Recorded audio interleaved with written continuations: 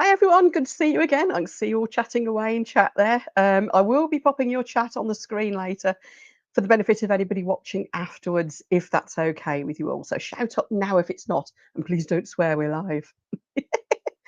I have with me today my wonderful guest, and that is Sherry Hart. Just bring her on screen. Hello, Hello. Sherry. Now, Oh, Sherry and I are going to hello, tackle questions about YouTube analytics. And we're both of us, I know I speak for Sherry as well here, be the first to admit that we are not the greatest experts. What we're hoping to do here is to host a debate on the topic. Because I don't know if you're like me, I bet you are though. When you first joined YouTube, you look at the analytics and think, oh, what's all these numbers and graphs? And oh, hell, what a minefield. So we're hoping we can tackle some of that today. Now, those of you in chat, I know many of you will know a fair bit about this too, because some of you have been going a little while on YouTube now, and I know some of you will have been doing research too. And so if you have any comments to chip in, any questions as we go along, please do so. I'm hoping this will be more of a debate rather than you guys expecting us to be sat here with all the answers. Because I think we can tell you what we think and what our thought processes are and what we know for sure in some cases. But we certainly won't know everything. This is a team effort, so let's have a good debate. So welcome, Sherry. Thank you for joining us. Now, I know that you're relatively early in your YouTube journey, but you have been having a bit of a look at the analytics, and I can tell from what you've been saying in our group chat on the Discord channel that you're starting to get your head around it quite well. How are you finding it so far? Not good. And if anybody here looks at my channel, you'll see that I don't have many subscribers. You're going to think, what's she doing on a live chat talking about analytics for? She's obviously not taking her own advice. But it's easy to look at someone else's channel and think, you should update your thumbnails, or you should do this or do that. Taking your own advice is a different thing, like in all walks of life, I guess. So I'm not doing brilliantly well, but I'm doing it the way that I want to do it. I just using thumbnails as an example. I refuse to use AI thumbnails. That's my preference. And if that costs me growth, it makes me grow slower, so be it. I can't bring myself to put a picture up there that misleads somebody, because another thing about my channel is I make more mistakes than, and I've actually got it in my channel description, where's the effect of tutorials or what not to do tutorials. I think people get because a lot of my work goes very wrong. So I can't put a thumbnail up there with a perfect looking product and then it turns out that my products end up slimy all over the desk. So I think people like that honesty though, don't they? I am a numbers person. Yeah. And I do watch a lot of YouTube growth channels, so I feel semi-equipped to give advice. I just don't use that advice for myself. You're not alone there, you know. I'm a bit like that. Now, I am so not a numbers person. I'm actually dyscalculic. So I love the fact that YouTube puts pretty pictures and diagrams for me because I can kind of understand that bit. A lot of it total gibberish. So I am totally not numbers. But yeah, like you, I keep looking at mine and thinking, oh, I'm so good at giving other people advice. What are you doing, Trace? Get your own act together. But I think this is where we can help each other, because if we want to, we can compare notes, give each other a bit of feedback, that sort of thing, if we want to ask for it. But what you're saying there, I think there's a lot about the authenticity. That's very big, particularly for the grown-ups doing YouTube. Not that doesn't mean grown up in here. I mean in age, you know, in years. But grown-ups doing YouTube, we want an authenticity to it, and I'm convinced that it does pay for us to be honest about what we're doing. So now I love AI. As I was jokingly saying to Sherry earlier, folks, I asked ChatGPT, here's my notes about a lot of this. I love AI. And I don't think there's anything necessarily wrong with AI thumbnails, as long as it is true to what's in the video. And that's the difficulty, because really you want to show the real mold, the real product, the real face, the real whatever. but it can work. You just have to be very, very careful about how you do it. And it's about that honesty, that authenticity, isn't it? Mm-hmm. Anyway, so what I would say to you, Sherry, is you're very early on. You're doing far better than I was at your point. Excuse me, cat. Sorry, I'm just getting a cat attack. Come to help. So yeah, it's so don't knock it. I think you're doing really well, and you're looking at the right things. The YouTube growth channels, you take what you can from. I spend at least an hour a day watching them, and I very quickly learned there's a whole lot that it's not worth listening to because it's just for me. And then others that just talk a lot of sense. Mm-hmm. Like Brian G. Johnson on the other week, he talks about it from the human being point of view. And I think you have to remember, we all do, that we're not trying to con the algorithm. There's no quick fix. It's not about tricks. It's about understanding our audience and trying to get our head around what they want and then presenting it in the right way. And these analytics can help us work that out. Does that make sense? Or is it just me talking nonsense again? Yeah. No, So, it's fine. so shall we dive into some of these analytics? Tell you what, let's throw my notes out the window. Let's start with one that was asked in the chat earlier, and I think that was it Marie from Ginrin Creates? I think it was Marie asked about the impressions. Now, what I'm going to do is I'm just going to pop the chat up on the stream here so everyone, you can all see each other. Hello, everyone. Sorry I haven't said hello to you individually. There's quite a few people on the stream at the moment. Fabulous to see you all. We will be taking questions as we go along. Can you do me a favour, by the way? Can you put your questions in capitals with a big Q at the start so that we could spot them easily? Hopefully, Julia will be here later picking them out for us as well. But until then, if you can help Sherry and I out by doing that, that would be great. Thank you. So impressions was the first question. Sherry, you gave me a really good description of what you thought impressions are earlier. Would you fire that out again? See if we can answer Marie's question between us. Because I thought that was a great explanation. So first of all, YouTube sends out your video to your subscribers. And if you get a good click-through rate on those from those subscribers, and to be fair, I don't know if it's just click-through rate or click-through and a decent watch time, but if you get a good response as per YouTube's definition of good response, then it will push the videos out to non-subscribers. And I assume it's non-subscribers who are also watching other resin or craft types videos. I don't imagine it would push it out to a non-subscriber who does watch nothing but crime. So I think it goes out to non-subscribers who watch craft videos. Then it would go out to anybody and everybody. Yeah, it is sort of around that. It is the way YouTube pushes it out. I just need to pause. I'm not going to try and greet everybody who comes into chat individually because, like I said, there's too many of you and I love you all. But I have to say, hello, Nigel, my magnet fishing friend. Nigel, I need you on as guests properly when we've got time. So Northants Magnet Fishing, everyone. That's Nigel. Welcome, Nigel. And he's a friend of John's as well, JD Dubber. Right, so back to the topic. Absolutely agree, Sherry. An impression, strictly speaking, is whenever you see the little thumbnail of a video pop up on either your home screen, down the right-hand side of your screen, down below it if you're watching on your phone, at the end of your video after it's finished, those are all impressions. That's the places where YouTube are basically suggesting a video for you to watch. And quite right, as what Sherry said, when you first put a video out, particularly as a new channel, what you'll see is that your click-through rate will probably be quite high. The click-through rate is when people click on that impression, that thumbnail, and go, yeah, I'll watch that.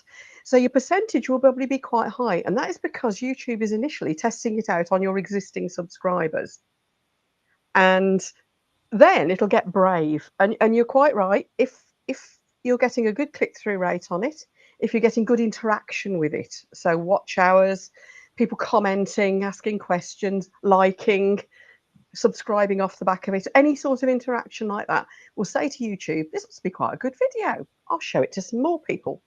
So then it will share it out and show those impressions, offerings, to a wider audience. And yeah, absolutely. Initially, I bet it'll pick all the people who are watching the other resin channels as its next wave of people to show it to. And what will then happen is quite a lot of those people will watch it, but not quite as many as your loyal subscribers would have done. So your click-through rate will drop, although you've had more impressions. So don't panic if your click-through rate starts to drop a bit as your channel gets bigger. By the way, I've still got a cold, so excuse me if I keep having to have a drink and a little sniff every so often. Then YouTube will start to show it to like loads of people. So it might now think, right, the audience that's watching this, and I'll use my audience as an example, and I'll actually show you my channel shortly. My audience are mostly middle-aged women in America and the USA, with a few extras. Of course, we've got a few fellas like John watching, and I've got a few younger people, I've got a few older people, but the majority are within that demographic, and we know that from our YouTube stats. Now, what YouTube will be doing is thinking, what else do these people watch? This demographic of people, what else do they watch? And funny you should mention true crime. Believe it or not, I bet YouTube is showing. Yeah, exactly. I did a question ages ago, and the information is now informing this channel, asking people what else they watched. And you know, true crime, and the more gory and horrible, the better. Oh, we're so into that. That was the top answer. So YouTube probably does know that we watch this horrible stuff too. So it might see that a lady who fits this demographic, it really stereotypes us. It might look at this demographic and go, these women, oh, they like this horrible stuff. They're all watching that. I bet they like crafts as well. Let's show them some crafts. So, I mean, I once watched one video about Fred West, and suddenly I'd got a whole load of, anybody who doesn't know who Fred West was, you're lucky, stay clear. Google him later, it's vile. But straight away, I'm getting people like Disturban popped up on my feed. Anybody who likes true crime, go look for Disturban, especially you ladies, or anybody else who likes hunky men. So, yeah, there's a crossover. They won't just be looking at people who like crafts at this point. So what they'll be doing is they'll be pushing these impressions out to a much wider audience of people who like this sort of thing, might like that sort of thing. So Nigel's saying that most of his fans have Zimmer frames. Yes, some of mine too. But it's the demographic we're in. But what will be happening is every so often you will pick up a complete random and they'll go, I don't know why you popped up on my channel, but now I want to do resin. I mean, how did I latch onto magnet fishing, for goodness sake? Actually, I do know that was John's fault. He put me onto it. Now every magnet fishing channel in the world pops up on my feed, but also metal detecting, history channels. You see, so it spreads out. So this is what's happening with impressions. YouTube is, as you absolutely rightly say, Sherry, it's testing it out on your normal audience first, then a bit of a wider audience that seemed to be like an obvious potential audience, and then pushing it out to this bigger audience where if they watch that, they might be interested in this. And that's when you see your click-through rate fall. I died a bit inside, I have to say, at one point. When I got to around the 800 subscribers, I was getting click-through rates of like 50%. I thought that was normal. And suddenly it plummeted. And now if I've got, some of them are only like 4%, some are 10%. If I've got like 5 or 6% upwards, I'm thinking that's really good. And it's because YouTube is testing it on this bigger audience. And just by the nature of that, not as many of those are going to be interested. So less will click on that impression. However, because it's going out to a wider audience, your overall number will be bigger. So that's why you don't need to worry. That's coming on to another YouTube analytic rather. Why you don't need to worry too much about your click-through rate.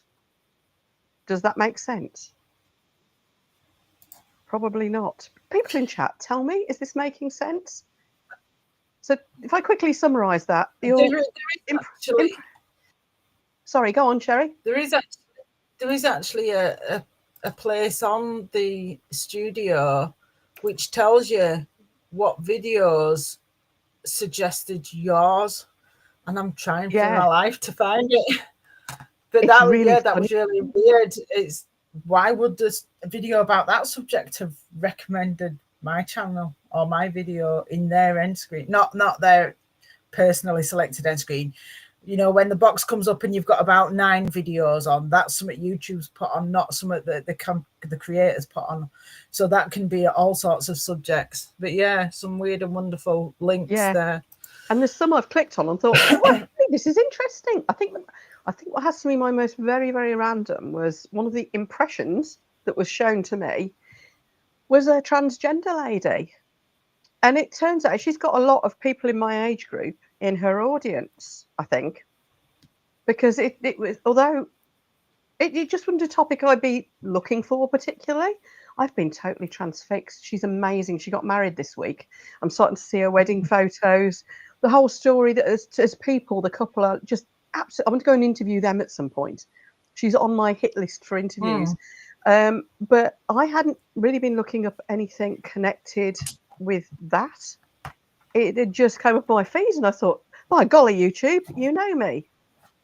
I am actually intrigued by this lady's story. I'll go watch, and that's it. I'll watch her now. So it can be quite random. Katrina's just said she had a click through from some videos that weren't craft related. Yep, that's going to happen. Nigel's pointing out that his magnet fishing channel is the only one worth watching. Nigel, rest assured, this is very much my fave. If anybody fancies watching magnet fishing, Northants Magneteers. Nigel's hilarious. His 2 friends who go fishing with him regularly, and John, are lovely. And by golly, they pull some funny stuff out of rivers. Honestly, it's brilliant. Whole Harley Davidsons and things. Just having a quick scan up chat, see if there's anything we're missing. So yes, quick summary then. The impressions are actually just wherever you see the thumbnails pop up and give you the choice to click on it and go watch. That's an impression. And the reason that they vary, and you might get more impressions sometimes than others, just depends what YouTube is thinking about your potential audience. That is it. How you can influence impressions is an interesting one. People say, why aren't YouTube pushing my video out? It's more that people are retrieving your video, I suppose. It's a funny one to explain. I think our job to influence the impressions and also, honestly, click-through rate and our view hours, everything. It's going to be more around the having a thumbnail that clearly shows what that video is about and is also eye-catching, compelling, sounds exciting. Sorry, my cat just fell off the back of the settee. Did you see the curtains all go? Oh, you're stupid. No. Yeah, so does the thumbnail look clear, snappy, bright coloured, cheerful? Does it really tell what the video is going to be about, however you decide to frame that? Does the description work with it to do the same thing? Does the title do that too? Does the first 30 seconds of your video confirm that that's what you're going to be talking about and draw people in so that you get that actual engagement and watch time automatically? Now, if YouTube can see that, oh yeah, people are clicking on this, people like it, people are still watching, it's doing what it said, oh wow, we'll show it to a lot more people then. We'll increase the impressions. And it takes a while for that to happen. Sherry, you probably haven't hit that point yet. That's perhaps why you're not seeing too much of that, because your channel's just at that very much early growth stage. You'll suddenly hit a point where it'll go, and suddenly YouTube will be pushing it to the masses. It's sort of gone like that in terms of the first week I'd ran out of long form content. I posted some shorts and my views went boom. Yeah, you get a lot more views on shorts. You don't earn much on them. You don't get many watch hours. No. But it's a good way, especially if you're a bit short on time. I don't do enough shorts. I know I don't. It's a good way to just, think of them as an advert for your channel. So it is a really good way to to give things a bit of a boost. That's a great tip. So yeah, good one. Put that in your tips book, folks. One I should do and don't. Another one. So does that make sense about what impressions are? I wish Marie was here so she could tell me if we've answered a question there. Has anybody got more questions on impressions and how that then ties in with the click-through rate, which is when people click on those impressions and go to watch a video? Any more questions on that? I think we've got Julia in chat. Hi, Julia. She'll be on standby to pop questions up for us. Yes, John has met Lego the cat. That is the first and only time Lego has tried not to leg it out of the door, John. Where's he gone now? You'll probably see an arm come through the curtains at some point. Smarty's saying, that's Sally, she's saying she's planning on doing shorts very soon. Yeah, I need to get back to doing more. There's a few people who've got to be quite masters. Amy's a master of shorts, I've noticed. I wonder if that's a whole topic we ought to do a thing on here at some point. That might be a good idea, mightn't it? So the best way to play shorts for craft channels. Right, now do bear in mind, folks, there's a slight lag on the questions coming through.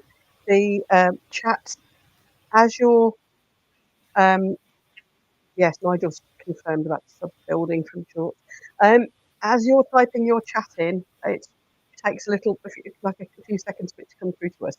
So if you've put a question and you think, she's not seeing my question, don't panic. We'll come to it. So just bear with us if there's a little delay on things. Yeah, I gained about 10 subs from the first week of posting some shorts. I must be really rubbish. But at the same time, I got dislikes on them, and I don't have any dislikes on my long form. I think that when people don't like your long form, they just go, oh, don't like this, and click off. Whereas with shorts, they've hovered on it and you've wasted 10 seconds of their life, so they quickly click the dislike button if they don't like it. I don't know. It could be. People's attention span is very short, and particularly and that's what shorts are aimed at. So then perhaps people watching those are more inclined to just go, I don't know. The good thing about it is that any interaction is an interaction. Any view is a view. And nobody but us sees the dislikes. And dislikes still count as engagement as far as YouTube is concerned. So don't be upset if you get them. That person still interacted, and that still counts as engagement for YouTube. I believe it does. And you can see why, actually. Some channels might be putting out something very contentious and expecting there to be a load of dislikes on it, and it doesn't seem to do them any harm. Political channels and things like that. So, yeah, don't worry about it. Whilst you've mentioned being able to see your dislikes, I didn't discover this until just before I came on here, because I was hovering about looking at things. So in case other people don't know, when you've got your channel content, so you've got your videos in the middle of your screen listed, and on the right hand side it says likes and it says a percentage, but it doesn't say, so it'll say the percentage 100%, 6 likes, or another one might say 97%, 5 likes. It doesn't tell you 5 likes and 1 dislike. You've got to actually hover on it for it to tell you the actual dislike number. Great tip. Yeah, I must admit I've forgotten that because I don't tend to. The only time I've had videos go below about 95%, because you'll always get the odd one, won't you? But the only time I've had a video go below 95% was when I put on a couple of random videos that had nothing to do with craft, just to see what happened. Cars. Nothing to do with craft. And do you know what happened as well? That confused the algorithm for weeks. It didn't know who to push my videos out to, hence why I've now got separate channels. So take that as a tip, actually, folks. If you're thinking of putting out something different to what your normal core audience is going to watch, what they come to you for, think carefully. I don't really want to encourage people to start up separate channels because it's a lot of hard work. I've only got the 2 that I'm taking seriously, but do consider trying to separate it out because it confuses the algorithm, and it could and it could put off your normal audience. I lost a few subscribers. The algorithm got confused for it was quite a while. It was a couple of weeks or so. Recently, I took a risk of showing a different craft on my channel because I was doing a collaboration with someone. Now, I got away with that. I had no dislikes on it at all. It was watercolors, and I was working with Gert on a collaboration. I got a lot less views. The video each view got more watch hours, but it got hell of a lot less views because it wasn't what people come to me for. But it didn't do any harm because it was another craft, and the ones that did watch it loved it, so it's done no harm. But if you go off at a tangent like I did with putting cars on there, I thought about putting a video about menopause on there. That's actually ended up on this channel. It's best not to. Think of another way of doing it. That's when I got the most dislikes. I can't remember what the cars one got, but it was a lot. So I confused the audience. So think about that. But honestly, unless it drops really badly, when you need to stop and think, what am I doing wrong? I ignore the dislikes because you'll always get some, won't you? But that's an interesting tip to know that if you do want to look, you can. But if you, as Gert says, don't look, it'll drive you potty. And as Nigel points out, if you get dislikes, you're doing something right and annoying people, annoying others. Yeah. Why not? They've watched anyway, enough to know they disliked it. That's the way I look at it. Right. Have we done that bit? I was just going to show you. I'm going to open up my YouTube. Now, I am having a really bad month. So all the things that we're talking about here are steps I'm going to be taking later. Oh, hi, Amy.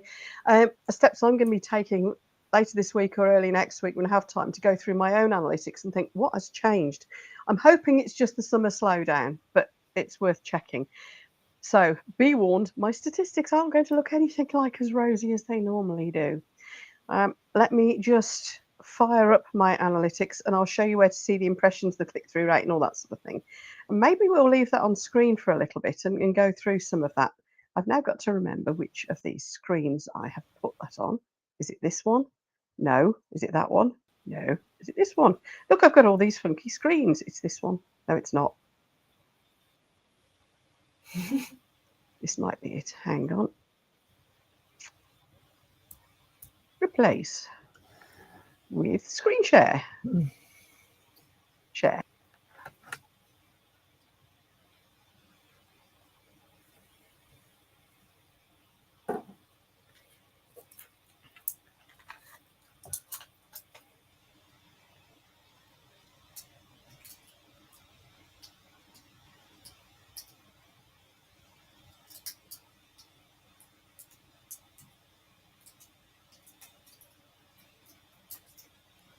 I'm showing my age now because I'm looking over the top of my glasses.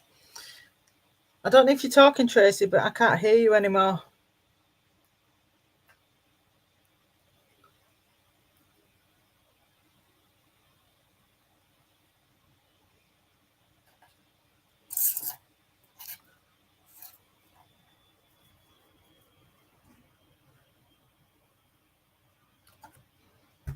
Oh, am I on? Oh, no. Hi, Amy, Sally, Gert, everybody else who I don't actually know yet.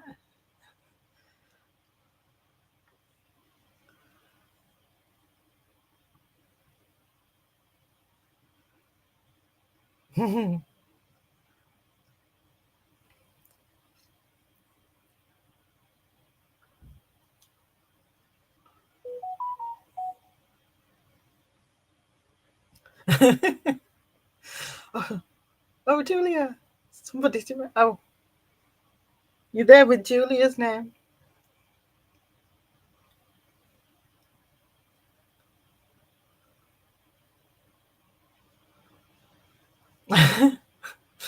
I have definitely been left alone. Can you hear me now?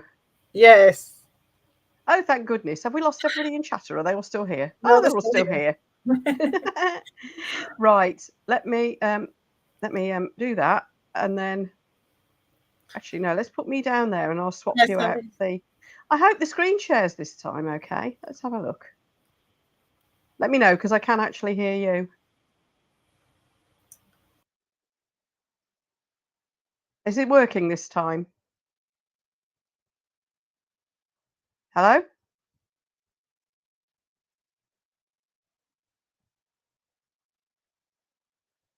What happened then? Can you hear me now? I can hear you. But you couldn't when I went to screen share. You could hear me when I was screen sharing. On that second time after you came back in, we could. Okay, right. Let's go back to that then.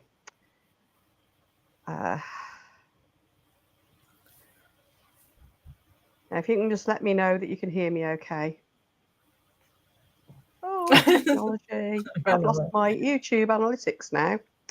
Let me just come back into that. I closed it by accident. Let's play Spot the Muppet. I wanted to show you on the main, well, my biggest account, because that is the one that, here we go, let's try this. That is the one with the more.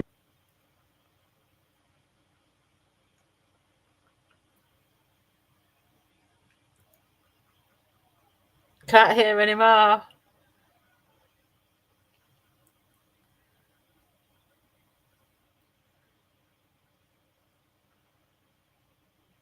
Oh, no, not again.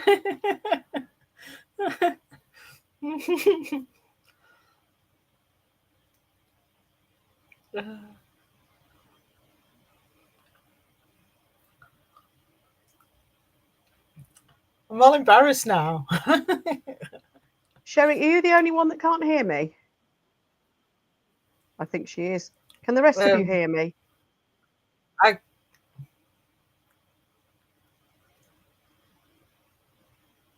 It's when I screen share.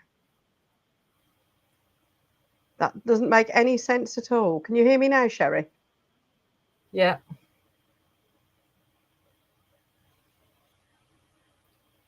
I don't get it. Let's try again.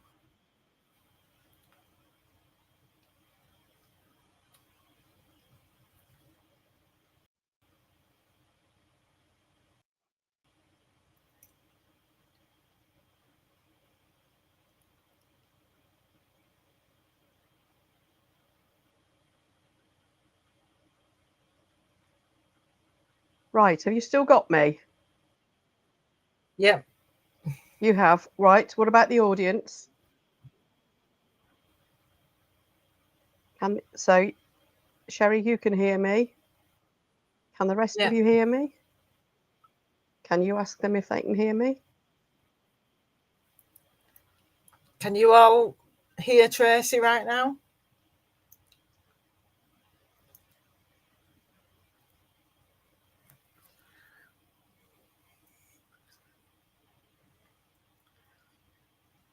Yes. Oh, I think we're there then. Okay, keep me posted, Sherry, if you lose me. Julia's in as well. So if you guys lose me, just shout up. Because I can hear Sherry whatever happens, it seems. So let me know, Sherry, if you let me know. Right. So yes, my statistics are a bit iffy at the moment, let's say. My last video I knew wouldn't do a blinder because it was basically demoing a new product that not everybody would want or be able to afford, no matter how brilliant it is, which it is, by the way, folks. So this was one of those videos I made knowing that it might not get the best views, but it was one that needed making. So I don't always target what's going to get the best views. Sometimes.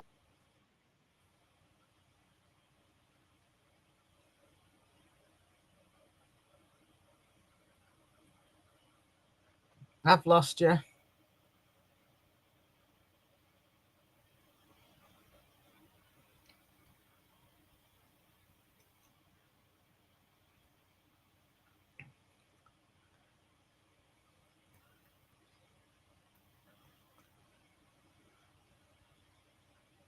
I've lost you, Tracey, and you look frozen as well on mine.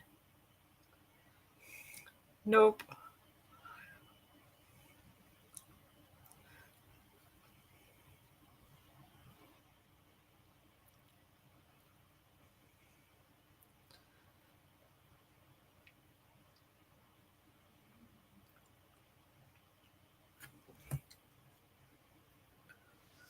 I think she might have to kick me out and then bring me back later.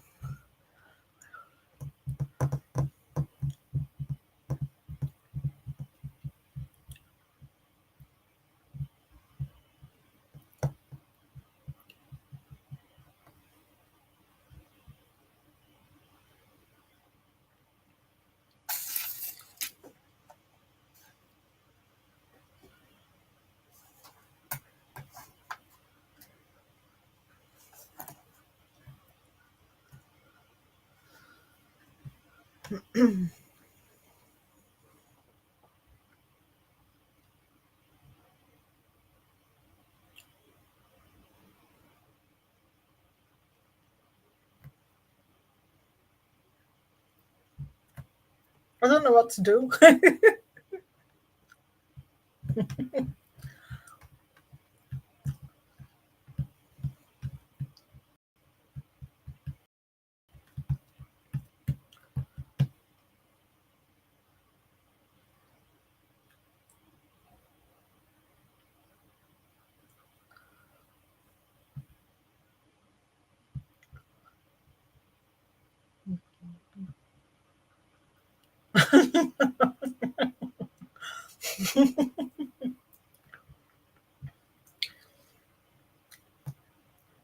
I'll give her another minute, and then if she's not back, then I might sing.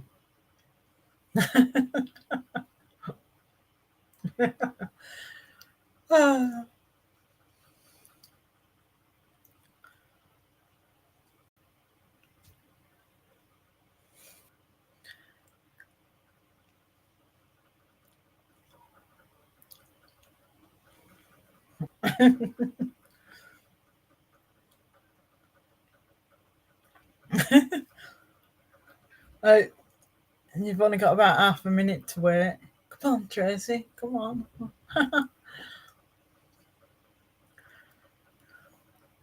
Oh, okay.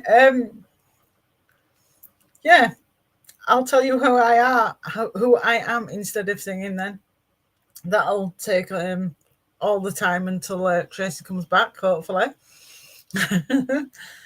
saved by the magnet. So, my name is Sherry, obviously, and I do resin art like Tracey. I only started my YouTube channel, I think I set it up in April, but didn't post my first video till May. And I've only got 104 subscribers because I do things my way and don't take all the guru advice. I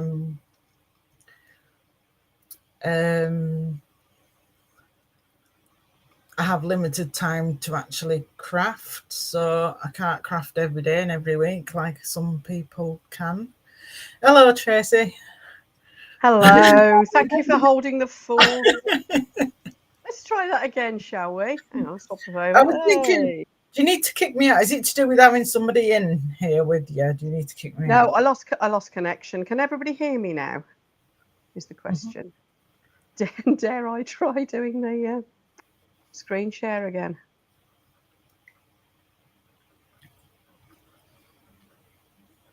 Okay, people in chat, can you let me know if I can hear you? If you can hear me, okay. And I'll try and get that screen share going. I just totally lost connection, so hopefully we've got it back now. Just switching over to my other account.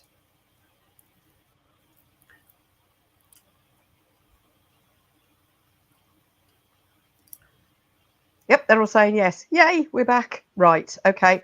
Let's try that again, shall we? So I'm going to pop the screen share in here if I can. And let's, I'll leave Sherry on the corner of the screen so you can keep an eye on things for me, please, Sherry. Yeah. Right, I'm going to swap this out for my screen share.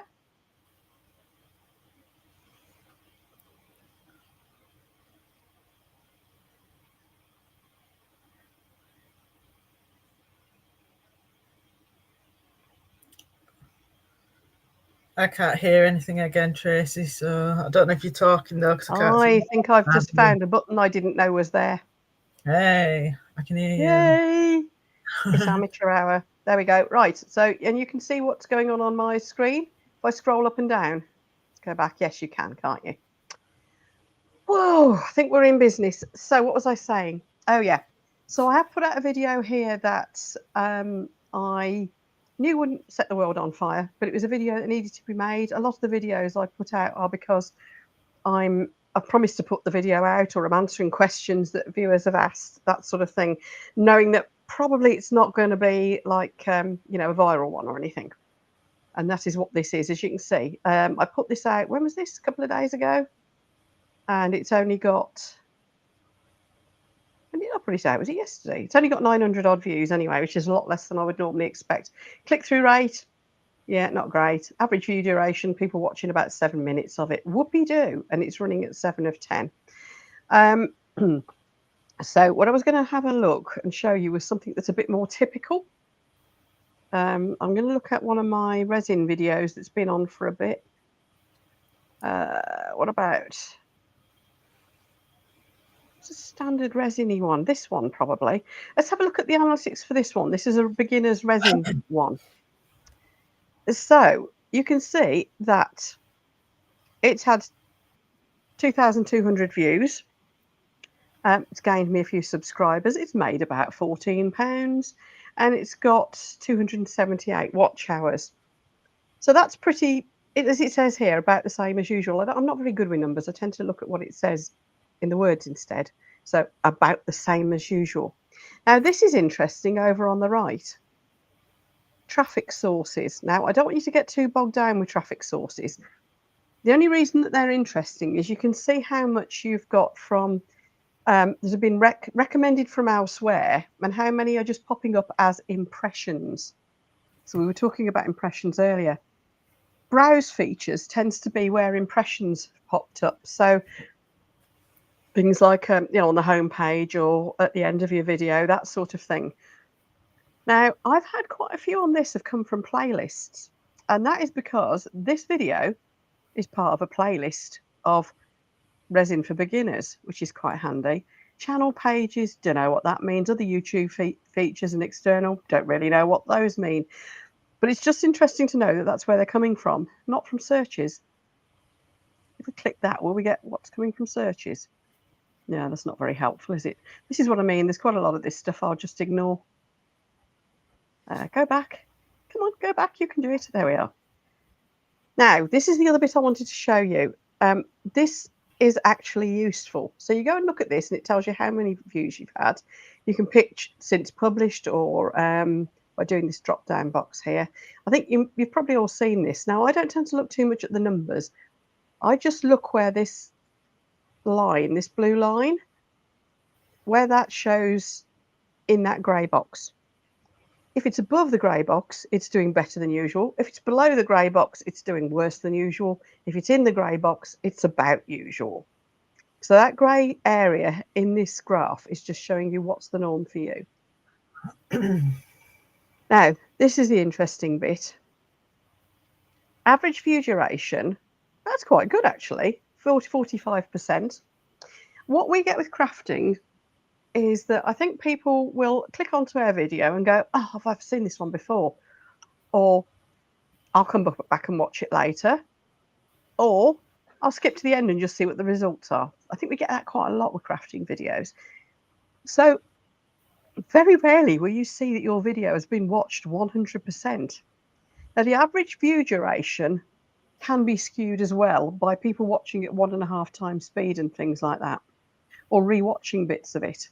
So don't stress too much over those unless they are terrible. I usually think if I've got over 30% in the average view duration, I've done quite well. I know that sounds awful, but I do. Now, this is the bit I really wanted to draw your attention to. YouTube puts a lot of importance on how much was what was still being watched at the 30-second mark. A drop at the start is normal, but you can influence that. Now, mine was at 68%, which is about typical for my channel. I am trying to improve it. Some I've got up as high as 80%, and some I've been, well, like I told you about the car video, didn't I? It was dreadful. Anyway, so this one, I think, yeah, reasonably typical at the moment. What can dictate that is a number of things. One, somebody has clicked on your video and thought, I've seen this before, I'll watch it later. Or any other reason that they might click off it. Oh, dinner's ready, I'll watch it later, that sort of thing. So they'll click off. You can't do anything about that. The other thing is, though, that people might be clicking on your thumbnail expecting this. thing that they're going to see. They read your title and think they're going to see that thing. They read the description, think they're going to see that thing. They start watching your video, and what do they get? A long waffly introduction, a welcome to my channel, something that tells them that the video isn't about what they thought it was going to be about. Anything other than confirming to them that your video is going to do exactly what you said it was going to do in the thumbnail, description, and title. Anything other than that causes that dip to get worse. Now, there's a bit of an art to this. Sherry, you were saying something about yours earlier, about you tried dropping the introduction and jumping straight into it, and you've had a strange experience with it. Would you like to run that by everybody? Well, I started off where I had my blank desk because I wanted to explain what I was going to do and try and build some sort of curiosity. That's a word that a lot of gurus use, is to say build curiosity. Yeah. But and the trouble is I don't know whether that's just because I was a new channel and didn't have many subscribers anyway, or what. There could be potentially many factors that caused that video to not get good watch time. But after a while, I started doing a voiceover, which means that you're straight into the action, and I'm starting to explain what I'm doing as you're seeing me start to do it. Right. So I don't think, though, that I have improved my 30-second retention, though. Right. I'll have a quick nosy at my first video compared to my last video. Okay. I think I don't feel like it's made a difference. Right. I think maybe what you were doing before was actually rather good anyway, because it's not a magic formula. I mean, you can put your own spin on these things, and sometimes something a bit off-piste works. So it could be that what you were doing was actually. So what actually is your drop-off rate? Can I ask? So on my very first video, actually, it wasn't bad. 57% were still watching at 30 seconds. That's not bad, yeah. So let me go to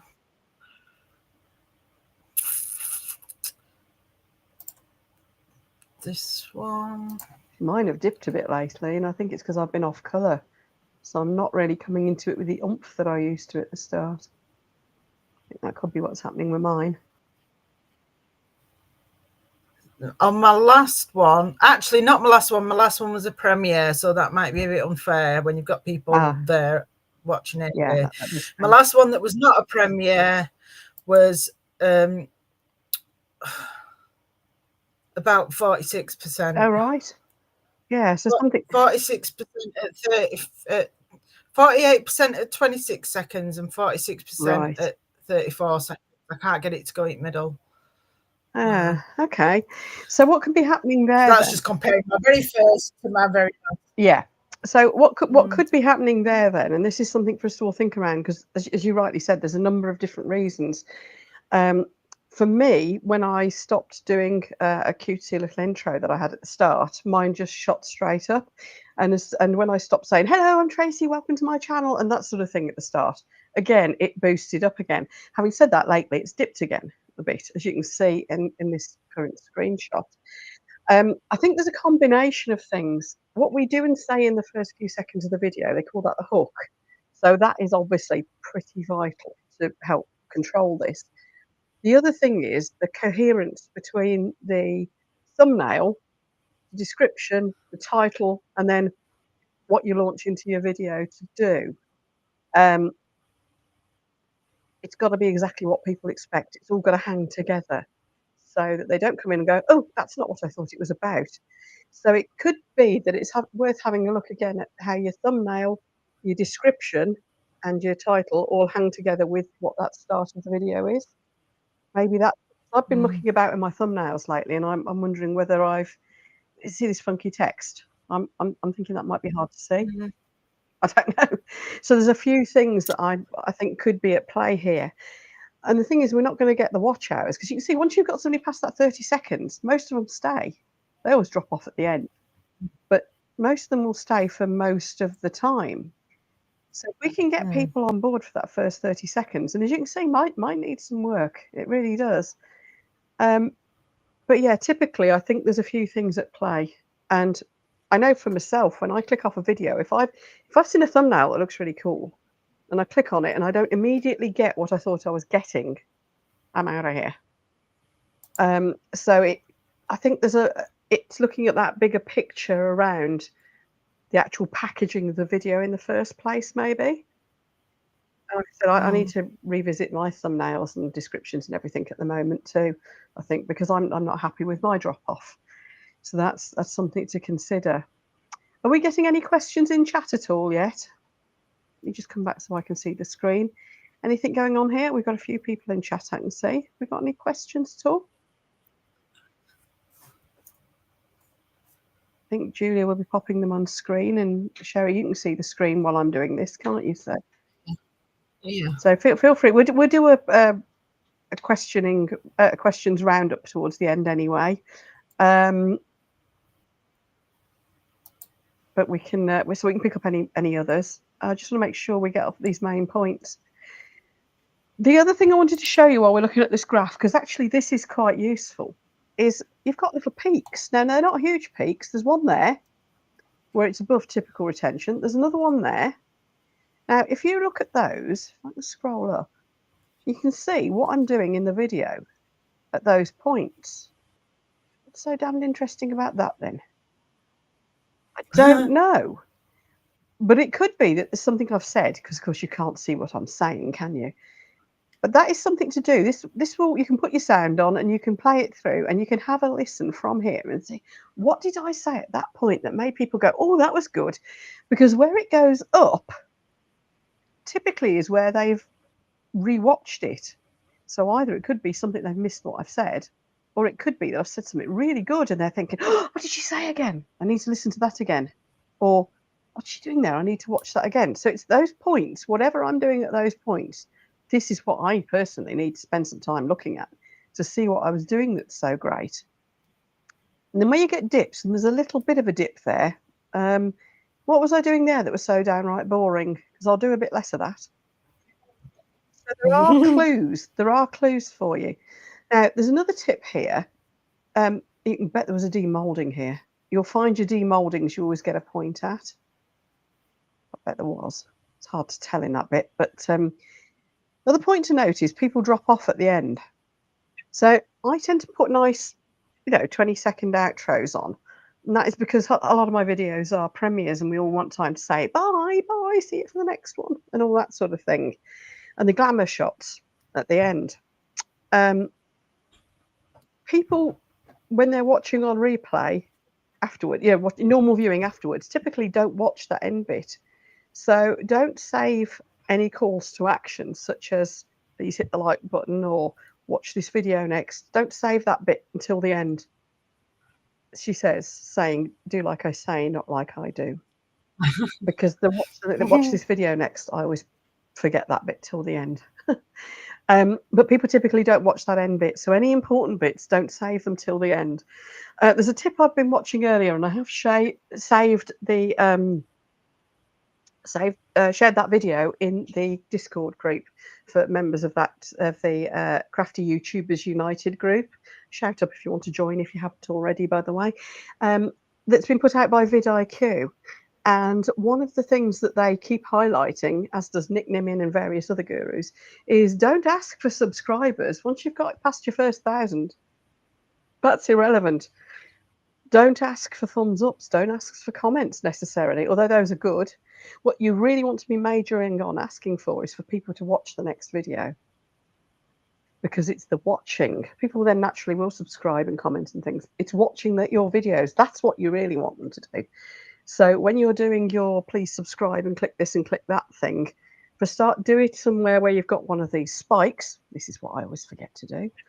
Where you've got one of these little spikes, so you've obviously done something impressive and caught the attention. But remember to tell them, oh, I've done a video on this as well if you're interested. That's the good point to tell them to go watch another video. Or tell them what else they might find interesting. Not at the end when a lot of people have started to click off. Does that make sense? I'm kind of like the world's worst for remembering to do that. And is that just the intro? This on here should show you the dips as well. Hang on. No, that's the same. That's the same one. It just shows the same thing. Let's see what happens if we click more. I don't think it tells us anything more exciting. Yeah, it just gives you a bigger graph of the same thing, but you can break it down a little bit more. How are we doing so far, folks? Have we lost anybody yet? Julia says that Restream keeps kicking her out. Yeah, I had that problem as well, Julia. Tanya's asked, is asking for comments on something, is that wrong? No, absolutely not. Do ask for comments too. Also, feel free to ask people to subscribe and to like, and yeah, do all that. Definitely, because that's all interactions. All I'm saying is don't forget that the biggest thing you want them to do is to watch more of your videos. So don't forget to ask them to do that. And I would ask that first, she says, trying to remember to do that in future on her own videos. But yeah, so yeah, you want comments. But when you ask for comments, ask them for something specific. I tend to ask, like, have you got any questions about this technique? Is there anything else you'd like me to demonstrate? That sort of thing, rather than just say, leave your comments. Our lot are great. The craft community are great because they just randomly leave comments. They're so encouraging. They will always, and I try to do it on other people's video. If they haven't asked for comments, I still will. We do very, very well out of that interaction because the crafting community are just lovely. But just remember to ask for people, suggest that people do watch more of your videos. I'm trying to remember to say, if you like this video, you'll probably like this one next. YouTube's going to suggest another video for you. I think you'll love it. I'll see you over there. Something like that. Or I've made another video on this topic. I'll put the link for you at the end. That sort of thing works too. So yeah, trying to get a bit of continuity. You want people to binge watch as much as you can. So yeah, I think that's answered Tanya's question. Katrina says our screen looks different on the mobile app. Yeah, it will do. I never edit, and I do look at my YouTube on my phone, but I don't tend to edit on my phone. I just find the screen gives me a headache. It's too small. But yes, it will look slightly different on your mobile app. But you should be able to get a lot of these stats. You'll just have to rummage around and find where they are. Buttons might be in different places. Rachel has asked, how do you add the watch next video link? That's referred to as the end card, Rachel. And what you do is when you're uploading your video, one of the options you'll get towards the end of, you go through all the different screens, adding bits of information. When you get towards the end of that, one of the options will be to add cards, end screens, and a few other things.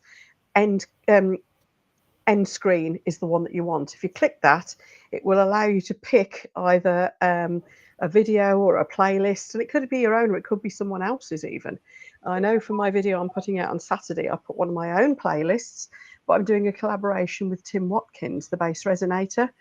So I've got a link to a playlist and I've got a link to Tim's video. You can do that by just putting the URL in.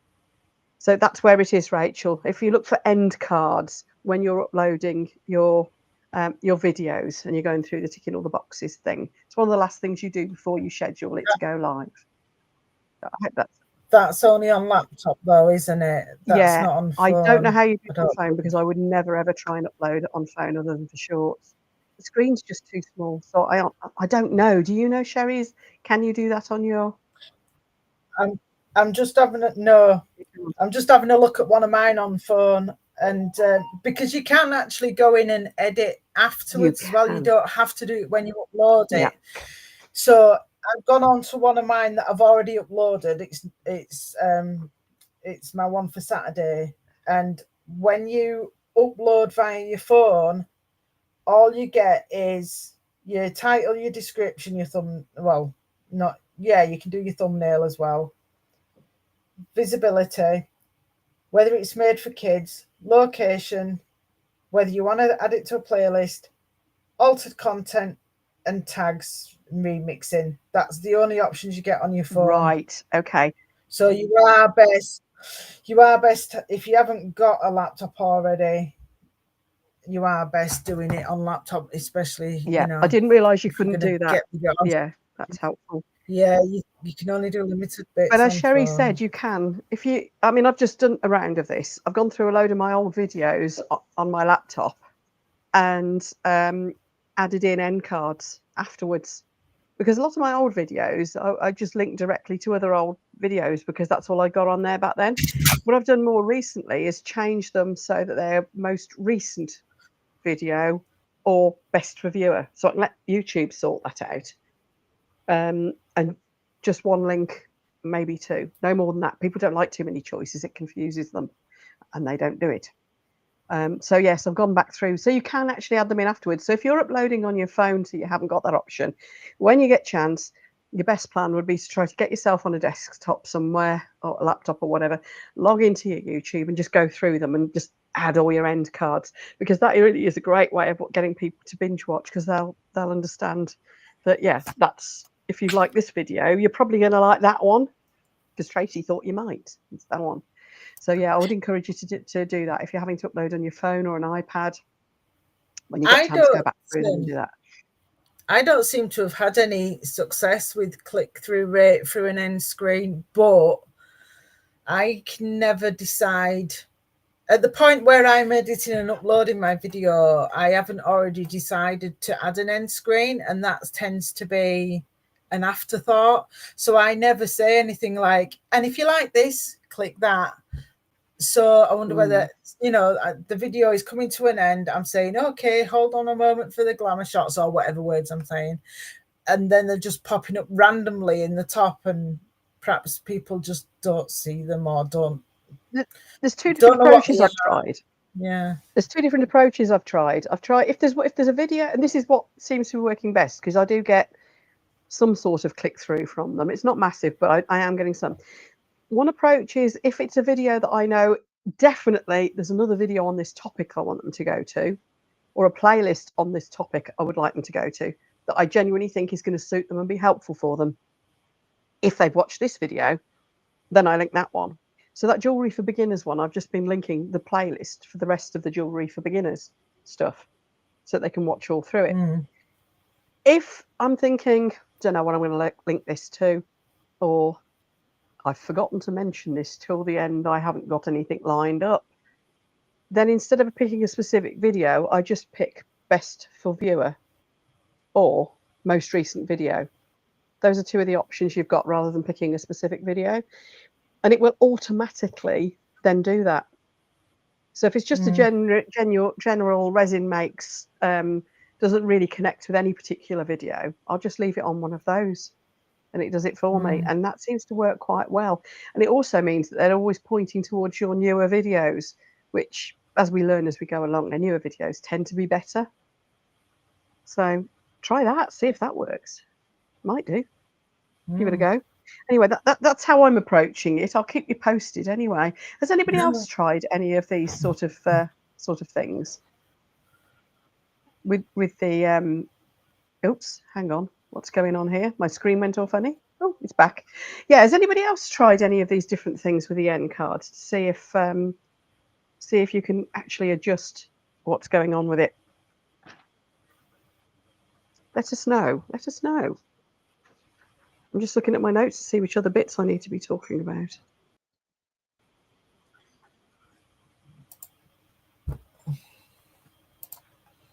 Seeing any more questions at the moment? I take it everybody's still here. I think we've answered Rachel's question, so that's good. In that case, I'll move on, but do chuck any questions in as they come along, and we'll see if we can tackle them. We'll do a roundup at the end, as I said, as well. The other things that we thought we were to mention is the where are we?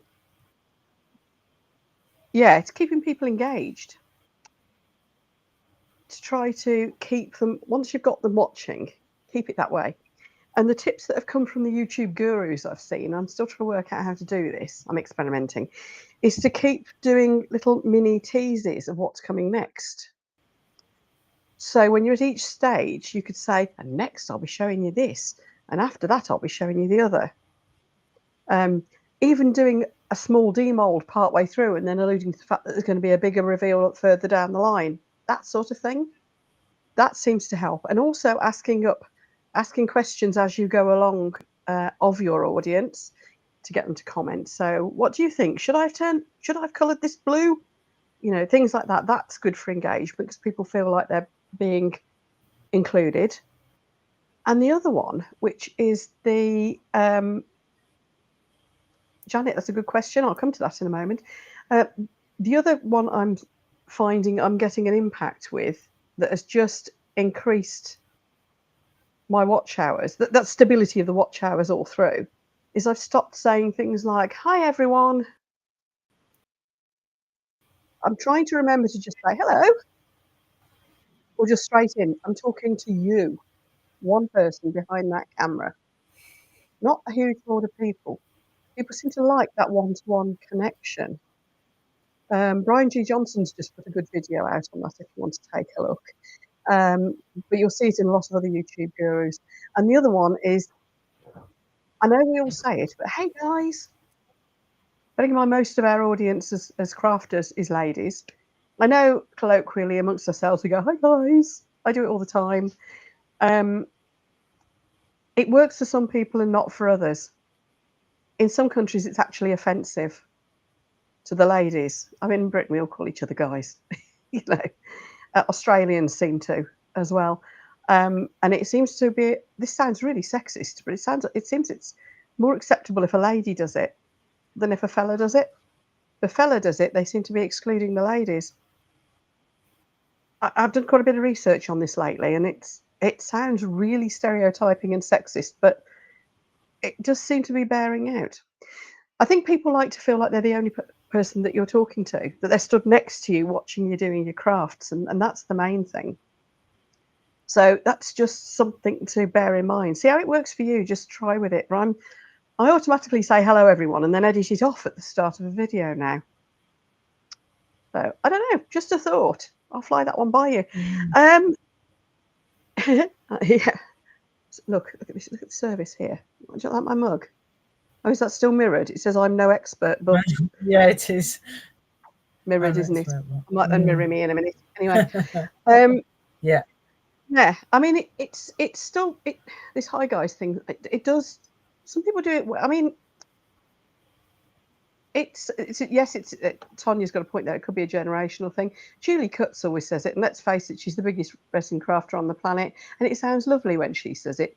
I think maybe it depends how you say it. Yeah, because I'm going to say she wasn't always that big. She had only one subscriber once, so if she did it back then, it didn't prevent her getting big.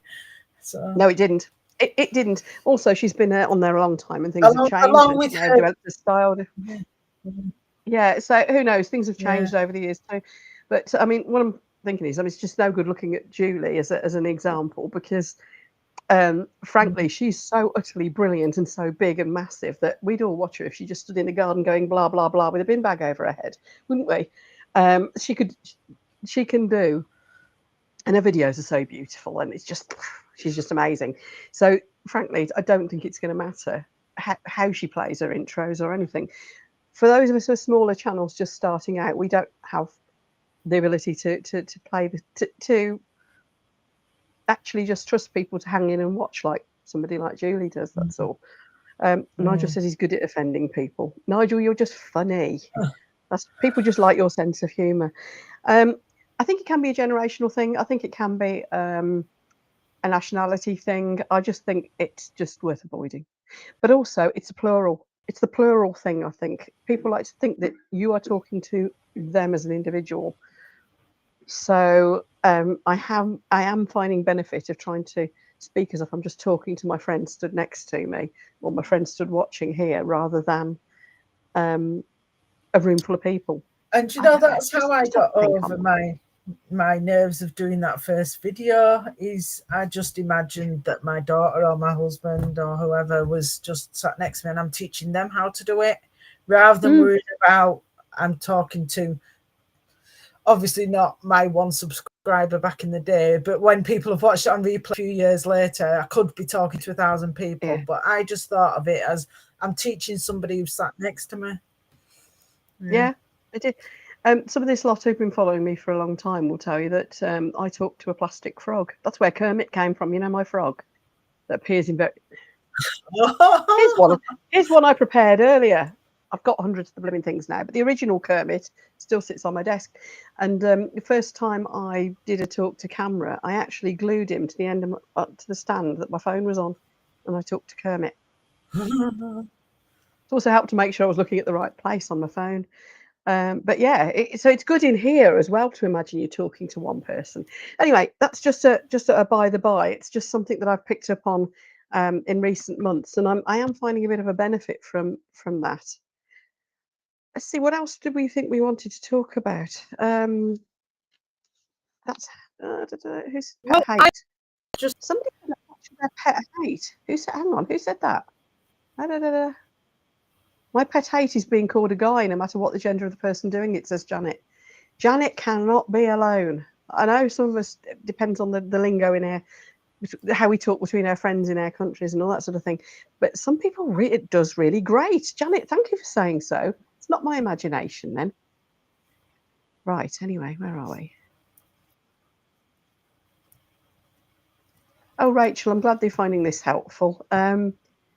You've seen from my stats, I have really bad months, so I will never consider myself to be an expert. But if you find any of this thought process is helping. Sherry and I were talking about this before we came online, actually, because we had a little chat beforehand to make sure microphones and stuff were all working. This is all just stuff we're finding out and experimenting with ourselves. Some of it is stuff we've actually got from, the real experts on YouTube, which is why I'm trying to get more of the expert types on to talk to us on this channel.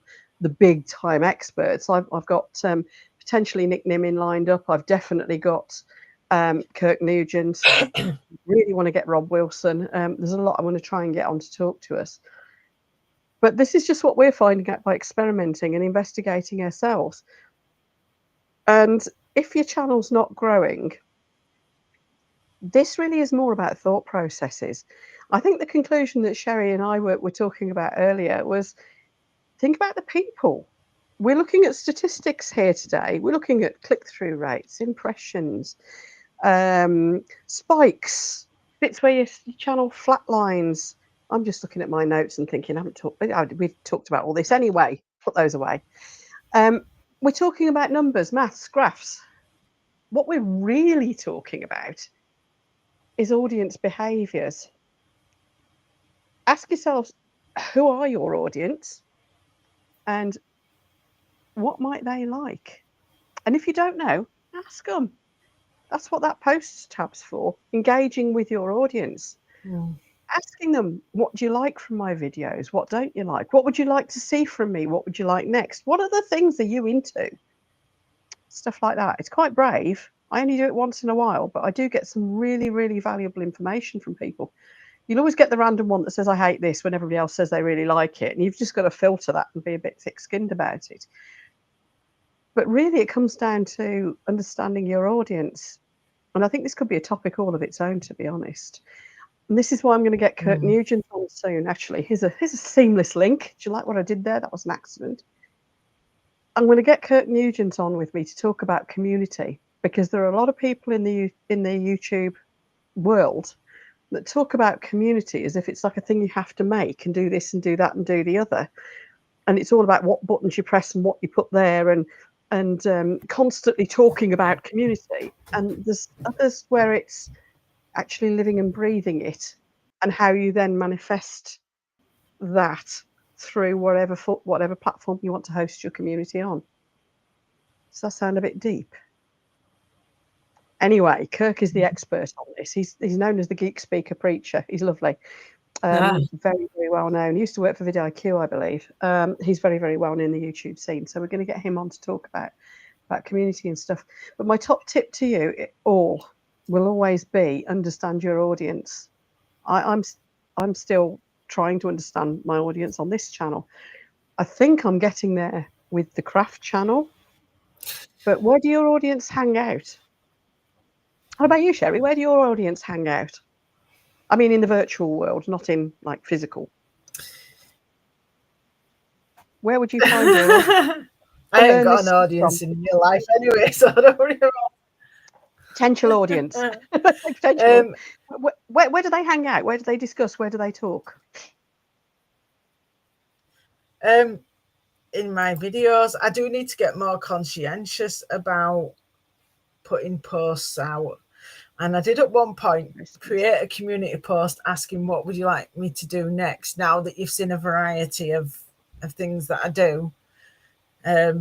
And then I ended up deleting it before it went out because I was scared of what the answer might be, because it might be something I can't do.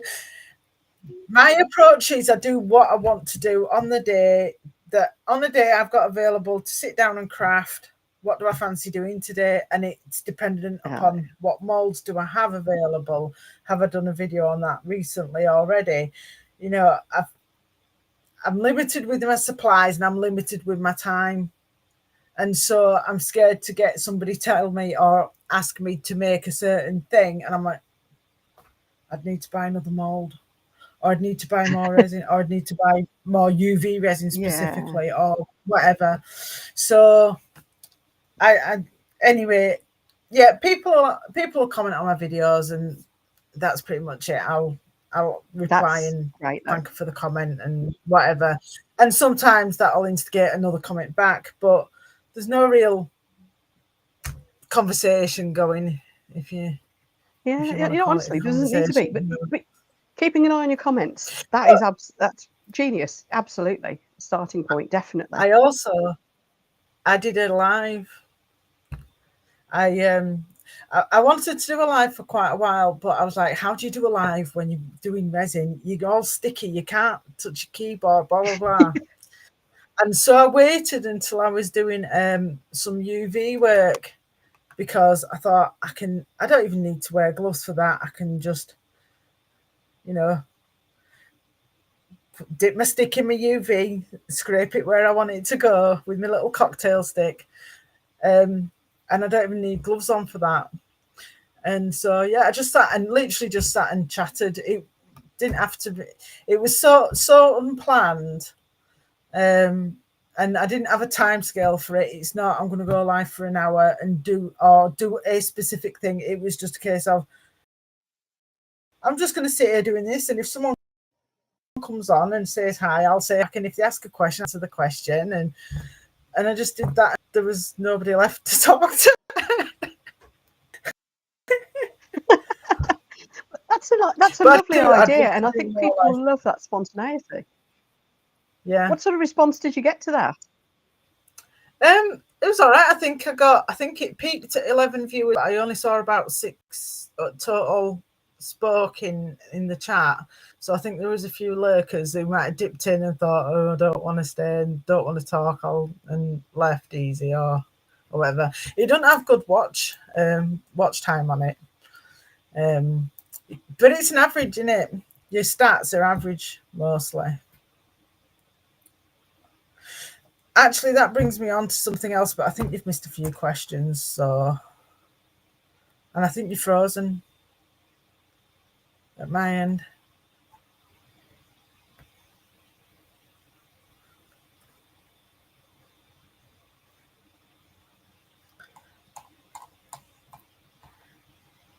Is Tracey frozen for you guys?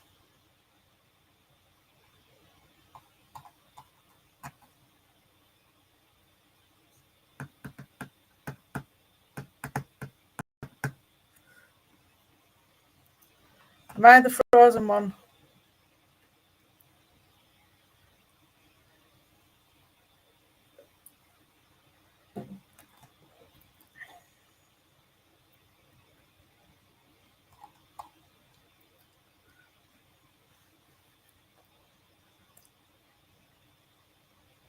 Okay, well, while I wait for her to come back, then I'll finish selling myself.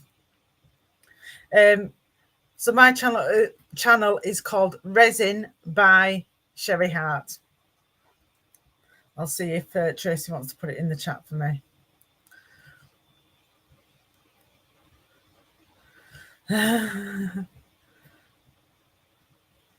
Thank you.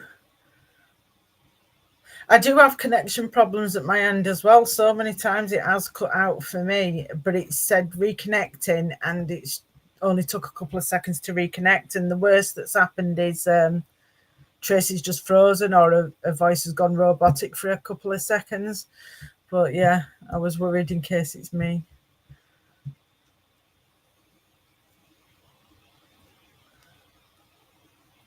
Janet, I did have it in mind that she hadn't answered your question yet, so we'll make sure she gets onto that when she comes back.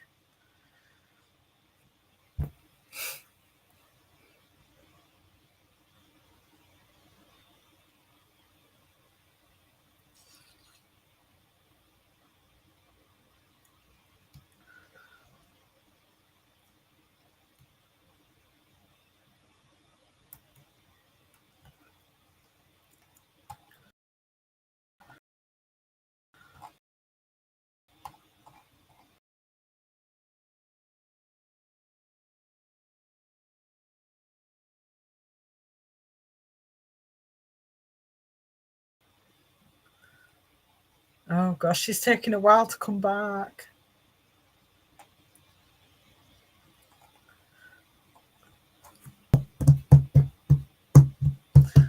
I am going to have to sing in a minute. I have finished talking about myself.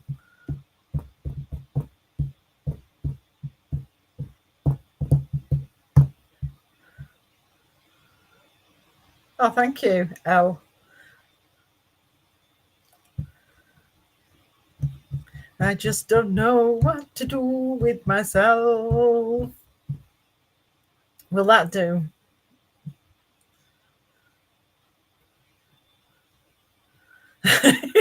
Yeah.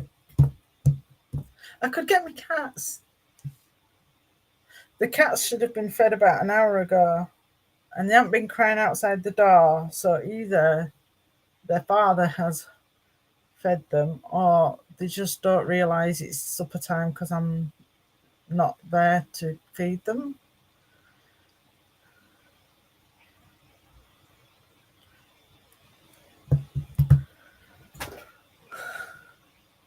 I'll see if she's messaging me on Discord or anything.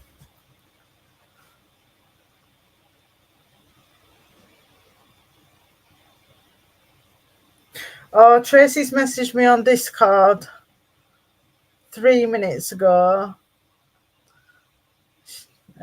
So yeah, she's having trouble. She's trying to get back in, and she's also said to tell Janet that she will answer your question when she gets back.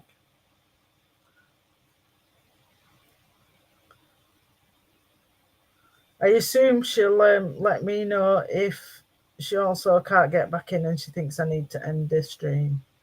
I don't know if I can end it. I can end myself, but I don't know if I can end it in completely for her as well. I have 4 cats, Sally. Oh, Tracey said it's kicked her out. Yeah. I've got I'll keep an eye on Discord. Brother and sister little mates that are 3.5, and I've got 2 sisters who are, yes, sister little mates who are 1.5. Yeah, and 3 years ago I would never have known I would own cats. I've always been a dog person.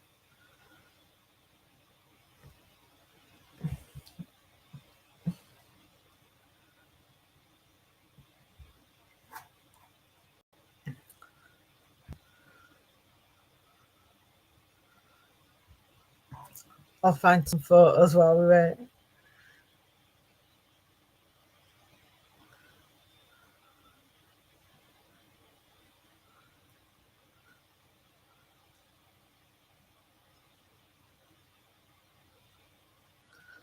So, I don't know where I'm coming. There's Jasper, a ginger boy.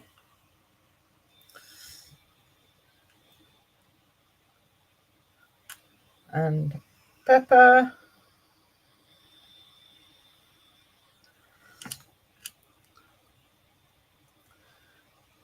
And my little calicos. Where are you?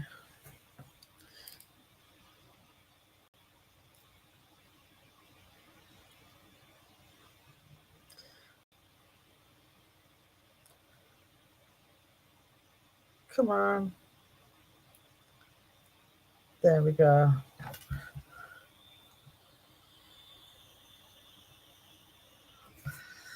Thank you. They are the subject of my UV project that I have got ongoing. It's a long haul. It's a I'm recreating the photos in UV resin, or trying to. She must still be trying because she hasn't messaged me again. Oh no. Hi Marie. We answered your question early on, and she was hoping she's answered the question fully enough for you regarding impressions.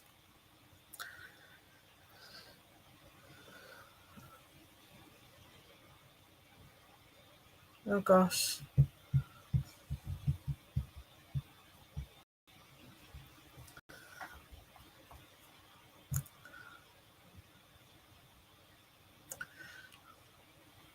Oh, I know. I've been showing photos of my cats and everything. Oh, thanks, Sherry. Oh, it's also I think Restream's glitching. It kicked Julia out. She can't get past. She can't get in now. And Right. I thought I was going to be in the same boat. I was just talking to John as well on my phone. I can't get in. Anyway, where were we? Oh, yes. Before we go any further, because I will forget if I don't pick it up, Janet did want to know the answer to that question, didn't she? I think you perhaps picked it up while I was missing. No, I don't have a professional. Well, I don't even have a semi-professional opinion on the answer to that, so I thought I'd leave it for you. Okay, fair enough. I think. Oh, Marie, hello. Yeah, we answered your question near the start at quite some length. So, yeah, do watch it back later. The thing about impressions. Yeah, I think there's always more room because the internet is a very, very big place. Think about how many million viewers there are on YouTube. Now, if I want to learn how to do something, for example, I have been trying to learn how to do blooms. I'm going to give up soon. Amy's going to teach me how to do it properly. We'll make a video of that, of her teaching me. But I must have watched 20 different people. Obviously, lots of Petra, lots of Johanna, lots of Julie Cuts, there's a lot of people who are very good at blooms, still can't do them. So what you do if you want to learn how to do something on YouTube is very often you'll watch several different people doing it and see what different ways they do, different ways they explain things. You also find there's certain creators that you just click with and that you like their style and you like what they do and you like the way they talk to you. And, you know, you just, as I said, click with them. So I think there's always going to be room for more of us. And let's face it, there's always new products coming out. There's always new techniques coming out. There's new ideas. We all do things differently. So, yes, I hope that answers your question, Janet. I think there's plenty of room for us all. And that's part of the reason we've got this Crafty YouTubers United thing going, little group going, because when I started, I was very much alone doing YouTube. It was a very lonely place. I didn't know anybody else doing it. And it wasn't until I started to make some friends within the YouTube crafting community that I started to feel like I'd got a bit of belonging and someone to talk to, a sounding board, just other people in the same position as me or a few steps ahead of me so I could learn from them. So I set up the Crafty YouTubers United so that there would be a home for us all to talk and compare notes. And there's 100 odd in there at the moment. A few have monetized, a few haven't. Some, I think there's one or two who haven't even got brave and pressed record yet. Through to some of us who've been doing it for years. So, yeah, my take on it is there's definitely room for more of us still. And kind of part of why I'm doing this channel is to help to encourage and support people wanting to launch their own YouTube channels to showcase their hobbies, be it resin craft or anything else. From a non-expert, but I'm, this is what I found so far sort of point of view. So I hope that answers that question. Oh, she says yes, thanks. That's good. I can see there's Yes, what Sally's just said there, that's a good point. And I think she words things so much more concisely than me. We all bring different things to the table. And I think that's absolutely right. The thing I was getting at with the community bit, shall I try and screen share again? Do you all look at your demographics so you actually know who your audience is? Sherry, I think you mentioned that you do. Yeah. And what have you found about yours? The shorts, I'll just briefly mention because it's not a habitual thing to do shorts, but they get views from 18 upwards. My main videos though tends to be oh gosh, can't find it now. Analytics 25 to 54 or something, I think. I found it. Slightly younger than mine then. Yeah, so videos, mainly female, 75%, well, 74% female.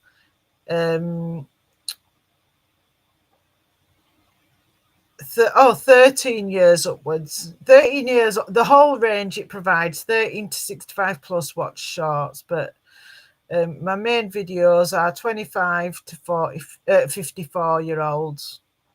Interesting. Your demographic is slightly younger. Maybe that's because you're younger yourself than me, because I'm an old fart. Could be. I'm not as young as you think. Okay. Well, you come over young. Let me just screen. I'll actually let's screen share mine again, shall we? Yeah, go on. Yeah. Well, I sort out my screen share.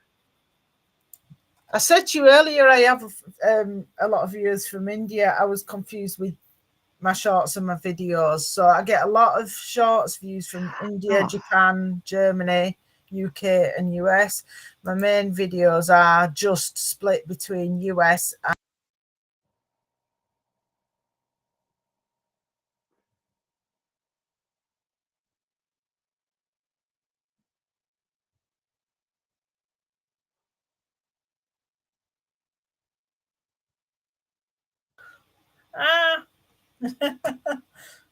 I'm pressing the wrong buttons again. Can you hear me? Yeah, I'm back. It's all right. Sorry, that was my fault. It's just an amateur, honestly. Yeah, I was just going to show everyone this. Hang on. Because you'll all find we've got a bit of a span, but mine is... I'm getting an awful lot of new viewers, which is good news. I don't know what I've done to upset my regulars, but anyway, never mind. I've still got that same couple of videos going silly, which is interesting. And I've got, here we go. This is when most of my audience are on, and that's why I do my video releases later in the day. And where's the age and gender? 85% female, only 14% male. Thank you, gentlemen. User specified, don't know what that means. Anyway, but look at my age groups. I've got some in the younger age groups, but the huge majority of my audience are sort of in their 40s and upwards. And yeah, I've got some from India. I think some of it's to do with the language. A lot of people in India speak very good English. Where are we? So United States, look at that. What that tells me is I should always have links for any products that I've got on, that I put the links for, affiliate links and things like that. I should always try and remember to put the American links as well as the British ones. But yeah, I've got a bit from India, Australia, Canada. It's the English-speaking world mostly. Now, that YouTube trick that it's doing, they've introduced recently, where it'll translate it into other languages for you. I'm expecting to see an impact on that demographic over time. We shall see. It's also very buggy at the moment. It puts in words that you definitely didn't say and things like that, but it's getting better. It's very much at beta testing level. See what the See More says. Does it tell me where else anybody comes from? Yeah, look, I've got the old one from Brazil, France, Germany, Nigeria. Interesting. The Irish don't like me. I'm not noticing from many from Ireland. Yeah, so it's interesting stuff, isn't it? But I think my message with this was simply that know who your audience are and who you're aiming at. So there's no point in being all mad and showbiz and trying to attract 18-year-olds if they're not your main audience, unless you particularly want to. And to do that, you might lose some of these older generation ones or not. It's just a thought process, think around, really. And the other thing is, where do your audience hang out? Was what I was just asking you, Yeah. Sherry, wasn't it? Yeah. Little tip for everyone. Let me just turn that off. Is that going to work? That's worked, sort of. How do I get out of this screen? Stop sharing. That'll be it. Let's get us both back on screen. Yeah, little tip for everyone. Don't discount YouTube groups. I know I've heard somebody say recently, not YouTube groups, Facebook groups. I've heard somebody say recently, all the Facebook craft groups are all dying. This new one's the only one that's going anywhere. Honestly, I'm in several, probably a dozen or more. The chatter in them is constant. The answer to most of the questions is read the instructions or watch this YouTube video. People seem to be incapable of looking things up, but I'm in these groups simply so that I can actually answer the question for them. That leads me to know what sort of questions they're asking, and therefore what videos I should make or what tips I should include in my videos. I'm still getting so many in there asking how you get rid of bubbles on the surface of UV resin. When how many videos have we all seen saying use a long neck lighter? But that gets you seen because you're being helpful in those groups, and it tells you what people are asking about so that you know the angle for your videos. Does that make sense?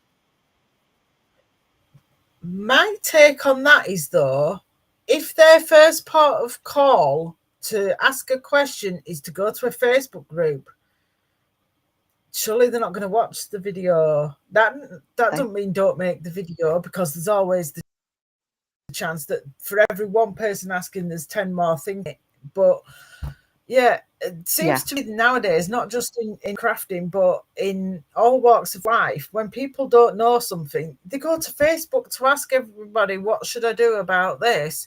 Instead of Google, YouTube, or ring the company that you've got the problem with. Yeah, I know. Ask them what you and need. you get so you get all these random answers, don't you? Yeah. So. Yeah, I know. I just live in hope, and some of them do come across. And the question here is about, you can't promote your channel in groups. Some you can, but the other point is I don't. I just go in there and answer the questions.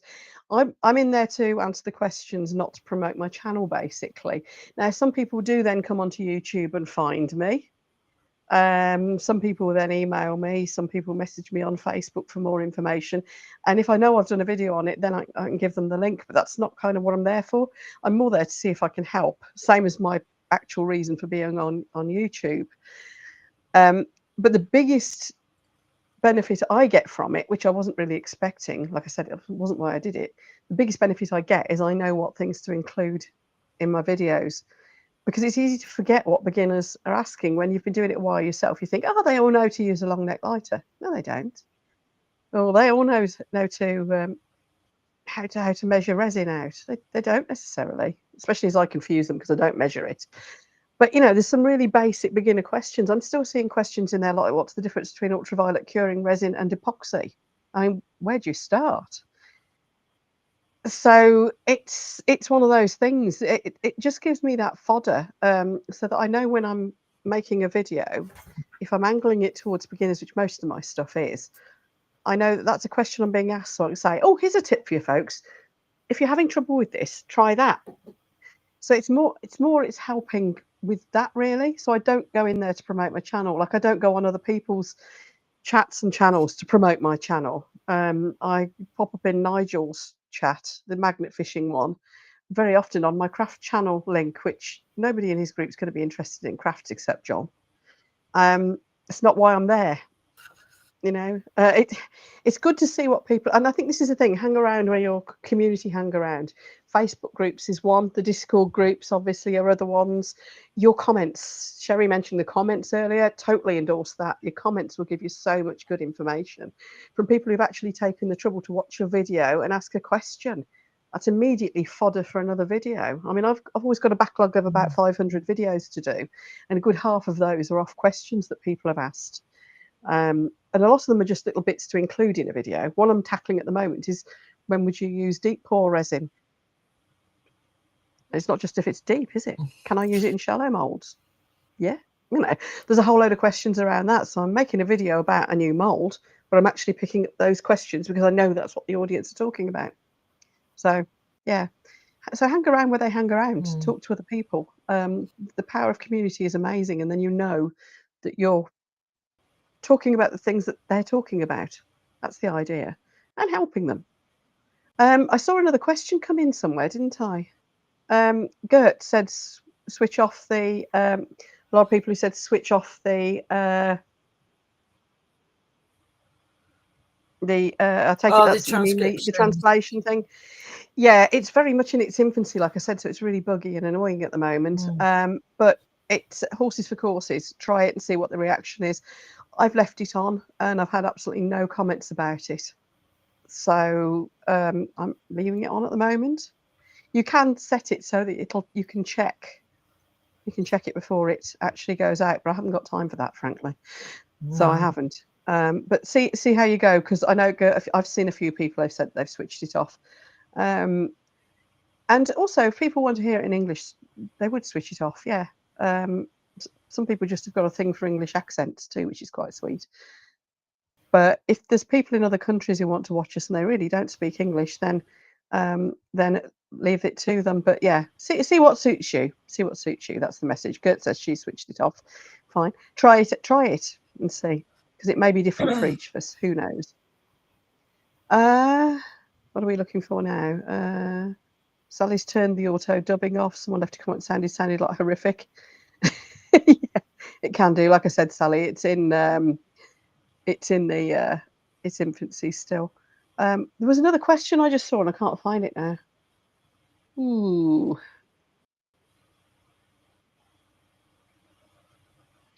Dubbing. Perhaps that was it. Perhaps that was the one, the dubbing thing. I don't know. If we've missed any questions, because poor Julia got kicked out and she was going to be looking for questions for us, she hasn't been able to get back in, and because I've been too busy talking as usual, we might have missed some questions. I don't think so. I don't think we have either. No, I don't think so. Is there anything else? Because we've been going for nearly 2 hours. Blimey. I know. I would like to respond to what's his name? Sorry, Northants Magnet Fishing. Nigel.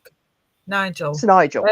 Where he said, "Don't act for the camera, just be yourself, and people either like you or they don't." And that is exactly the way that I'm doing it.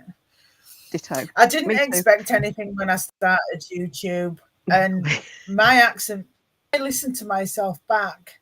I think I sound like the most uneducated person that ever lived. I feel like my voice is so droll and so slow, but everybody probably thinks that about themselves, but I really feel like that. And at the end of the day, this is who I am, and I can't change the way I speak. So this is me. And you. Yeah. Absolutely. Well, you've seen what I'm like on these lives. What you hear on my videos is just me. I can't act anyway. I'm rubbish. So I think whatever we do, we can understand our audience. We can try to tweak what we're actually putting out in terms of improving the quality of it. But behind it all, we've got to be ourselves. And well, you'll know, because I know, Sherry, you watch the YouTube experts as well. A lot of what's being talked about at the moment is the authenticity, the being yourself, the bringing something different to the table, your own personality coming through. And whilst when we're on camera or doing it on voice, we try to put the best of that over, we're still just being ourselves. And the audience does connect with that. If we want to watch people acting, we'll watch the telly. So, you know, I think there's a lot to be said for that. And by the way, I think you sound great. I love all our local accents. Gert says she sounds like a Dumbo. I think Gert sounds great as well. Everybody does. We do all hate to hear ourselves. So I think, Apothecary. yes, Nigel's apothecary. That's a big word for this time of day. Where did that come from? Big word for the day. Oh, Southern drawl's rather nice, Rachel. I like her. It was Gert Gert trying to say it. She made apothecary. Yeah. Nigel's put a word of wisdom in here, actually. I'm going to stick that on the screen because it's absolutely... People try to copy others and it's disastrous. Absolutely. Be inspired by other people, by all means. Learn from other people, but you have to learn to be the best of yourself, really. That's what it's all about. Nigel speaks with authority here because I know he's actually had this happen, because if you happen to follow magnet fishing, you'll know that Nigel has pioneered an awful lot of stuff for YouTube on the magnet fishing world. And for example, while I was with them a couple of weeks ago on a Sunday, I was doing some filming. Look out for that video, by the way. That'll be coming soon. Nigel did a live. He did it twice, actually. I was only there for the first live. He was on live for an hour. And Nigel, how many viewers did you have on that live? Was it 23,000 or something stupid? Nigel gets insane. He's got 40 odd thousand subscribers. But my God, you should see his view counts. He gets like 300 or 400 quite regularly in his premieres. I think 700 something was a record the other day, he said. But I'm sure on that live it was something like 23,000 or something insane. So as you can imagine, Nigel has had copiers, and you've got to develop your own thing. And I think that's why it's fabulous that we are all being ourselves, and we all bring, when we said earlier, there's room for us all in this crafting world on YouTube. We do all bring something different to the table. We will click with different people. There will be people we will like to listen to. So, you know, and everybody hates their own voice. 32,000. There you go. That's on a 1 hour live. And that's why I say subscriber numbers don't matter, because Nigel's got 40 odd thousand, which is incredible. But look at that for a 1 hour live. That's the big stuff. That's impressive indeed. 2,000 watch hours. No, that's he had 798 people in a single time. No, that wasn't watch hours. That was 32,000 people watched some or all of his live. It was a vertical live. I haven't yet tried vertical lives, though he tells me that's the way to go. So I'll be trying that. Yeah, it was Sally. He's got Terry, his sidekick, one of his sidekicks, sat monitoring the chat. He got a couple of trolls in there, which she quickly booted. You might see her in the background on some of his videos, sat with her phone like that. She's actually being a moderator and handling some of the stuff in chat. And you just do what you can at the end of the day. Even on his live premieres, it is hard to keep up with. Yeah, it's impressive. Anyway, go watch magnet fishing. Honestly, it's fascinating and relaxing till he finds a bomb. Gert's just asked, what's a vertical live? That's a good question, Gert. It's a relatively new thing. Basically, you know how YouTube Shorts are vertical, as in you've got your phone up that way. When you're filming it, you're up this way filming it, or you crop your video when you edit to vertical. Well, you can go live and do it like you've got a short. So you say, yes, exactly as Marie says, set it up like it's a short, but you're actually going live. And what happens is, because it's vertical rather than a horizontal film, it pops up in your shorts feed. So you theoretically get a lot more viewers. Now, I haven't tried this yet, but having seen it in action a couple of Sundays ago, I sure as heck am going to. Next time, excuse me, I've got hiccups. Next time I see... Even if it's more than 3 minutes? Nigel's were an hour. So it shows up in shorts, even though it's over 3 minutes? Oh, wow. Maybe Nigel can tell us this. I don't know about the monetization aspect of that, whether it pays very little because it's like a short, it's just really long, or whether it becomes a long in terms of the monetization. I'm not sure. But either way, what a massive thing to do for engagement and gaining subscribers. and viewers Wow. over to your main videos. There you go. Marie says she's found a lot like that. Kirk Nugent, who's going to be my guest at some point soon, he's been doing a lot of vertical lives as well. He's quite a fan of it. I think from what Nigel and I discussed, I'm not a fan of vertical lives at all. Nigel, I don't think, was the hugest fan, but they work. I just don't like watching them. Maybe it's just needs some getting used to, but it really, really works. And having seen Nigel do it and the results he was getting, I think we've all got to have a go at that at some point. Got to be done. So yeah, if you have a look on Nigel's channel, it's Northants Magnet Fishers. You'll see on his lives tab, and probably on the shorts tab then is probably where those are going to appear. I'm not sure. I'll have to have a look. But if you want to see how he does it, it's kind of insane. I've never seen anything quite like it. Something for you to try. Anyway, let's take that message off now. Does anybody else want to ask anything about the YouTube analytics? I mean, we've really only scratched the surface, but they're just the bits that I think we can have an influence on and might find useful. That's all. Oh, you earn bugger all right. Okay. Oh, you've got some subs out of it, Nigel. Let's just put that on screen in case anybody's watching later. So that means it is paying as per the shorts do, which is pennies.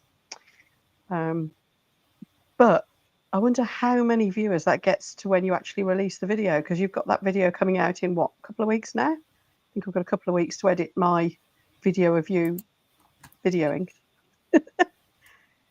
So it's a massive advert for your main channel, like shorts are. Then really is the way to view it. But goodness me, the numbers staggering.